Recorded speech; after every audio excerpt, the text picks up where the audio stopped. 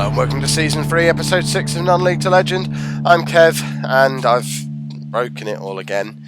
I shouldn't be allowed to fiddle with my teams. I have destroyed York City, the once fine football club of York City, and this is the story of how I broke them. So we start with the last episode. It was the first time we played with the 4-3-3 possession system that I talked about at length in yesterday's episode. Ryan Lloyd smashing Ebbsfleet with a hat-trick. We looked unstoppable and incredible in that match, which was nice while it lasted. Problem is, Elliot Parish, our goalkeeper, picked up an injury. He was only out for a couple of weeks, but straight away he's been one of our key players all season, and that just seemed to knock the balance of the squad, knock the confidence of the squad. I'm not sure what quite caused the problem. We were still okay in the next game, but it was sort of an early on in the game okay. We were away to Gainsborough in the FA Trophy first round, and we were 2-0 up after 5 minutes. I thought it was going to be another really, really impressive performance, but then we just kind of stopped 5 minutes in. We were good enough to control the game and never looked like losing, but it was a little bit worrying the way it all just kind of stopped. The next game, we've still got Ainsley Pears in goal. We're still completely dominating possession, 59% possession, but we lost 1-0 at home to Wrexham. And then we drew 0-0 at home to Accrington. And then we drew 1-1 away to Torquay. You're spotting the pattern here. Parish is back in the side by now. But for whatever reason, if we're looking at these games, we're 60% possession in all of them. We're creating twice as many chances as the opposition in all of them. And it's just not working. So last game, I went back to the 4-4-2 again, just thinking, well, something's not working about the 4-3-3. And we got battered. We still did okay for possession, but we didn't create as many chances as Stockport. We lost 2-0. Not very happy with that at all. And now Corey Francis is injured. He's out for 2 months with strained knee ligaments. He's been a really important player for us this season. We kept with the 4-4-2 again. And now we're starting to lose the possession side of things as well. And we lost 2-1 at home to Boreham Wood. It's been a long time since we've won a football match now. From being at the point where we were still potentially challenging for an automatic promotion spot, we're no longer in the playoff positions anymore. It's mid-January. We're 6th place on 49 points after 30 games. We're still only one point outside of the playoffs, and we're only 4 points away from second place. We're a massive 16 points away from Forest Green, who are top of the league. We have got a game in hand, but pretty much, I'm calling it now, we can't go up automatically, so it is all about the playoffs. And it's a little bit of a worry, and I've got a decision to make, and I think my decision is going to be that the story of York City is me going all or nothing for the 4-3-3 possession. I think I'm committing here and now in January that I'm going for this. I'm sticking with this system until the end of the season or until I get sacked, whichever happens sooner. And then we're going to review things in the summer. The 4-4-2, although we weren't winning football matches playing the 4-3-3, we were playing good football, we were dominating possession, and we weren't losing matches. Going back to the 4-4-2, we're losing matches again, we're conceding goals, we're still not scoring, and we're now not even playing very well. So if we're not going to be playing well and we're not going to be winning, I'd rather we at least did it dominating possession and passing and playing football the way I would want to play football in real life. So that's what we're going to be doing. So this is the team that I'm going to be playing today. So I've got Elliot Parish in goal, a back four of Eddie Nolan, Keith Lowe, Harry Brockbank and Alex Smith. That's pretty much our set back five that has been in place whenever they're fit all season long. Now we've got the injury to... I want to say his name is Francis. I can't remember the man's name. Hold on, this shows good man management here, doesn't it? Yeah, Corey Francis. Now he's injured. we're having to reshuffle the midfield a little bit. So Ben Godfrey finally makes it into the team. He's coming in as a defensive midfielder rather than the roaming playmaker that I signed him to be, purely because I think that position will suit Jesse Starkey quite well, and Godfrey is quite comfortable playing as a defensive midfielder, and it allows us to push James Berrett further forward into the box-to-box midfielder role. And then we're going to be playing Jimmy Lee on the right wing, Ryan Lloyd on the left wing. I'm still not entirely sure about this whole advanced playmaker inside forward dealy. If we fiddle with anything for the rest of the season, it's likely to be those two players. Perhaps changing how we get them to play. And then Tom Young's up front as a false nine. He's not actually scored a goal for us yet since signing. It's been a massive disappointment. If we look at this lad, compare this season to last season, 15 goals in 28 games on loan last season. And this is now going to be his 8th game, and he's not scored yet since being a full-time member of York City. That being said, no one's really scoring. Keshi Anderson, from such a good start, has now gone a long time without scoring a goal. Jordan Slew, same story. He's gone a long time without scoring a goal now. Both Anderson and Slew were sort of goal-a-game men for the first 10 or so goals of the season that they scored, and now they've both gone 10 or so games without really festering goalkeepers at all. So we've got these 3 strikers who, between them all, have just all stopped scoring at the same time, which is part of the problem. It's probably partly my fault for fiddling with the system when I didn't need to, but clearly they've now decided that fiddling with it and putting it back again isn't going to solve their problem. So I'm hoping by using this system, the fact that Youngs isn't scoring goals isn't going to be as much of an issue, because the goals should come from elsewhere in the team, and hopefully Youngs can just use his quality to create some chances. Before we get into this match, I have had a couple people ask me now about how Boston United are getting on, the team I was with last season, so we are just going to have a quick look at them. We're at roughly the halfway point of the season, so it's as good a time as any to see what Boston are up to. Obviously they got relegated with me in charge last season, and here they are, halfway through, well, more than halfway through this season, and they're in 2nd place in the Conference North, 7 points behind Chester, who are in 1st place. It was fairly similar to the position we were in 2 years ago when I was Boston manager, so kind of puts the success with Boston into context a little bit. They were probably going up anyway because they're clearly too good for that division. Dale Southwell, you can see, he's the 3rd highest scorer in Conference North, banging the goals in for Harrogate.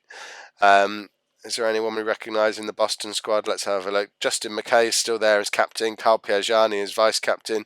They've signed a Brazilian, who is their key player, Alefi Santos. He was nothing to do with me. He's coming on a free transfer from Derby and seems like he's a pretty useful player. Let's have a look at the team they're playing, see how many of these are my guys. So they've still got Max Crocombe in goal. That's one of my back 4 combinations: Cottonstone, Piagiani, Field, Felix, Blake. Lewis Maloney, did I sign him? That name doesn't sound familiar. Or is he one of the ones I panicked bought at the end? No, he's a new guy. And then up from Moraes and Buckley. So mostly my team still. They've done well to keep hold of a lot of these players. And hopefully they'll be coming straight back up. It'd be good to see. But let's get into today's game. We need a win for York. We're playing in the FA Trophy, mainly because I wanted a little bit of a break from the league. We're playing away against Ebbsfleet, who we have played in the league fairly recently. That was the team who we beat 3-0 in the last episode. So I'm hoping it's going to be a bit of a contrast to see how things have changed since that game. We know the 4-3-3 possession can beat them. So this is going to tell us, is it the system or is it confidence, man management, all that stuff that's causing the problem now.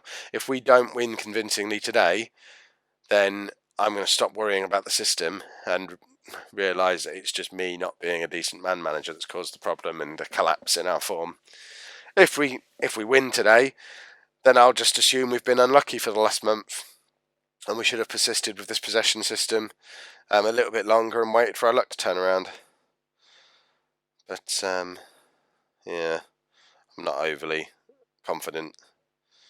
Why is it I always hit these slumps mid-season? I can't keep a team in form all season long. I think that's going to be the trick to long-term success in Football Manager 16. To be honest, if we compare this save to any save I've ever had in Football Manager in the past, it is very unusual for me to be this high up the pyramid this early on. Usually I find myself in the... Oh, is that Tom Youngs has scored a goal. Goodness me. We're 1-0 up after 15 minutes. Youngs has got his first goal. Perhaps Ebbsfleet are just not very good, because we seem to be able to score against them, which is encouraging. Yeah, as I was saying... Oh, I should have watched that replay, really. I don't know why I skipped that. Yeah, as I was saying, usually at this, what are we, 2.5 seasons into a save, usually I'm still very much a mid-table Conference North, Conference South team.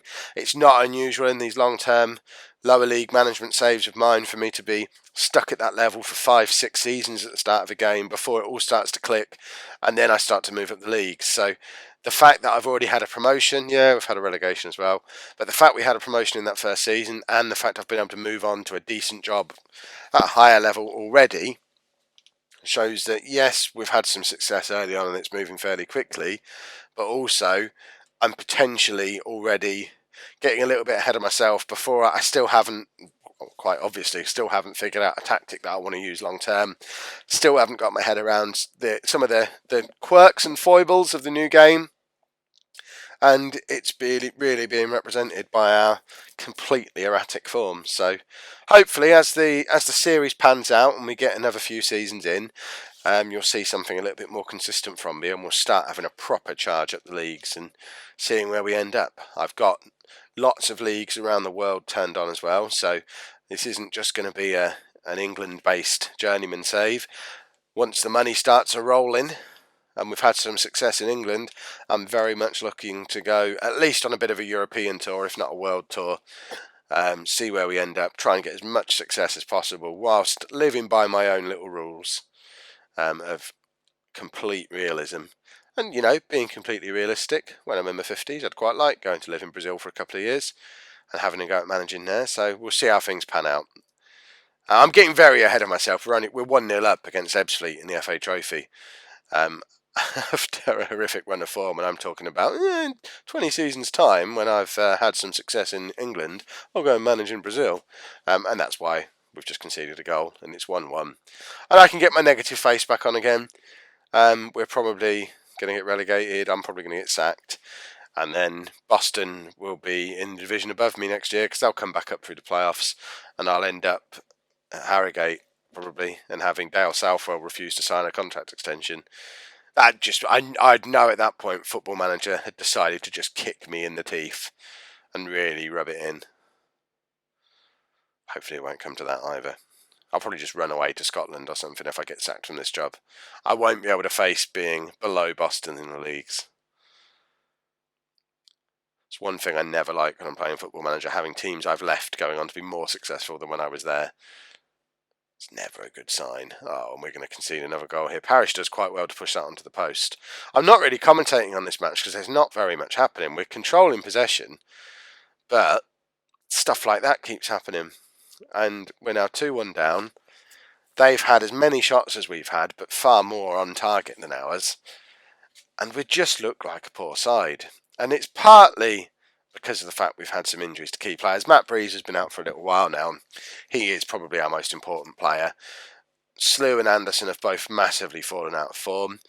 And they were really crucial to our early run of form that we had earlier in the season. So when you sort of combine all that together, it's not difficult to understand why we're struggling now. We've lost Francis as well, obviously, in midfield. He was a very dynamic presence in there. It doesn't make it any easier to take when I know this is a team that we hammered 6 weeks ago in the last episode. Absolutely hammered them. We look like world beaters. And now we're playing almost the same 11 players in exactly the same system.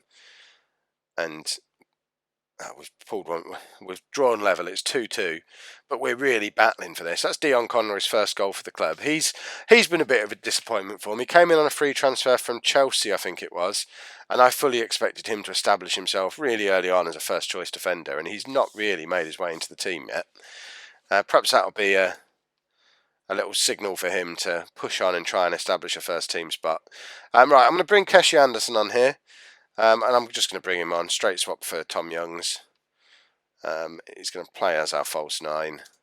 He has been training to play there for the last 6 weeks or so. Jordan Slew, incidentally, is a little effective as an inside forward on the left-hand side now. He's been training there and seems to be quite liking it. So I'm starting to think once everyone's fit again, once we've got Slew fully fit and Breeze fully fit, we could potentially have Slew and Breeze either side of Youngs. All 3 players are owned by the club.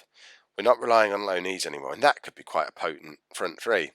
So it's not all bad. It just shows how difficult it is trying to manage such a small squad in such a long season. Because a couple of injuries and we're really struggling. Oh, we got to go into extra time. I could do without this. Let's just keep going.